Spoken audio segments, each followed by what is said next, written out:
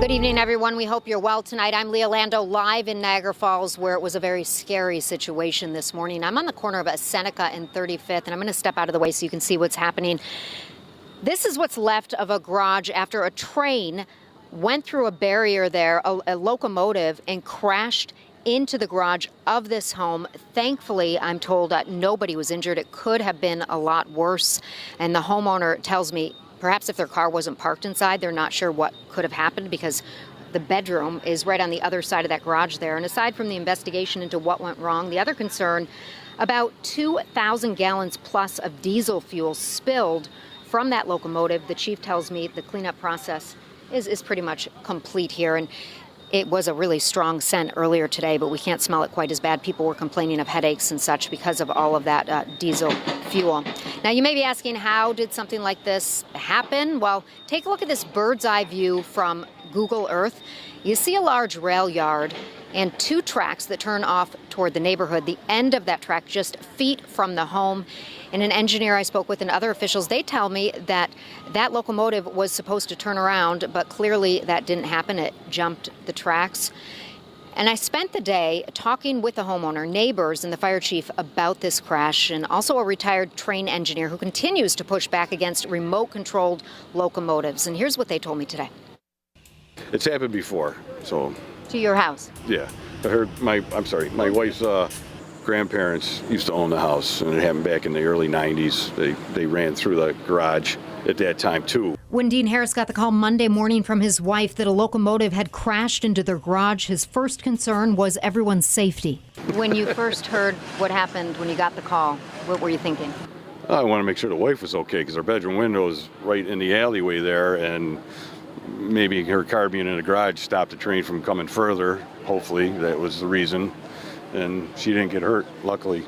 Patricia Giambattista lives down the street. She also rushed home from work to check on her neighbor. So when you see something like what you looked at? It's scary, because when they're parking them and moving them, they're loud and feels like they're coming through their house. So I can't even imagine. She said it sounded like an earthquake. It looks like there was a failure with the remote driver. Niagara Falls Fire Chief Gary Pacheco tells me nobody was on board this locomotive when it crashed, and it was being controlled remotely. And they came through the alley here, and something broke underneath a fuel tank, possibly holding 2,500 gallons of fuel, and it spilled towards our drainage system here. Right now, do you think there's any potential danger with anything like perhaps drinking water or the amount of fuel? I don't think so. It's going through the water board and the water filtration system, so I think that's going to be fine. My name is Marcus Gillibard. I was a locomotive engineer for CSX. Marcus Gillibard spent 41 years working on the railroad before he retired. What do you think went wrong here? What could have prevented this? Well, if you had a locomotive engineer on board the engines, he's right there.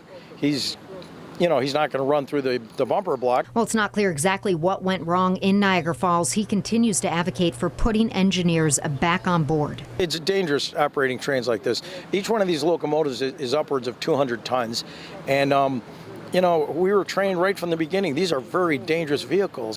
Thankfully, nobody was injured here today, but it could have been a lot worse. Right, absolutely. Could have been a lot worse. Now, you heard us talking about the push to put engineers back on board, and I'm getting conflicting reports about whether there was an engineer on board this train, and perhaps was it being controlled remotely with a remote control and someone was standing on the train. These are all things that I'm looking into, and we're going to continue to follow this because that's a big question that people have here. Of course, the other question is, how do we prevent this from happening again? Because it happened decades ago. The owners of this home has been in the family for many, many years. CSX never addressing the practice of remote control trains directly in their statements to me as I've been covering incidents and crashes like this for years now. But in response to today's crash, they said in part, our primary focus right now, the health and safety of on-site staff and personnel, the surrounding community, and mitigating risk to the environment. CSX approaches the swift response of the Niagara Falls Fire Department. The cause of the incident is currently under investigation. And back here live, if you can just take a look, you see that garage, it's destroyed. I'm told a motorcycle is inside, a car. Again, the homeowners here have been out here all day going through all of the steps of shock, and then there were some tears, but at the end of the day, they're just happy that no one was injured here. Jeff?